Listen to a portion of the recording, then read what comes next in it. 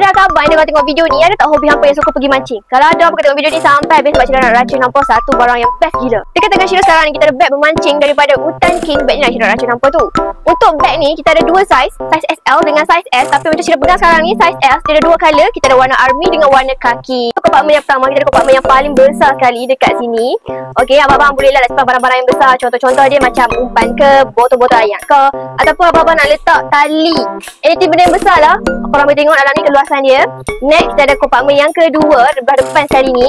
Korang boleh dapat simpan phone ke, ataupun duit, kunci motor, ataupun anything else lah. Next, kita ada kompartmen yang seterusnya. Tapi yang ni berzip tau. Tapi saya cadangkan untuk korang, better korang simpan kunci motor ataupun barang yang berharga lah tepi ni untuk dia lagi more safety lah. Tak lupa juga, kita juga akan bagi dekat akak abang cup holder ni tau. Mana tahu nak bawa ayam, kita letih, memancing, penat. Ini keluasan dia, akak abang boleh tengok, boleh rasa sebab botol. Dan last kali Syirah nak bagi dekat akak dengan abang, korang akan dapat shoulder strap dengan pouch strap tau. Nampak ni macam Syirah pegang. So, kalau korang berminat dengan beg yang Syirah pegang ni, betul dalam beg kuning kita sekarang, kalau masih ada stok beg, check out sekarang sebelum terlambat tau. Jumpa korang di next video Syirah untuk Syirah racun korang lagi tau. Bye bye.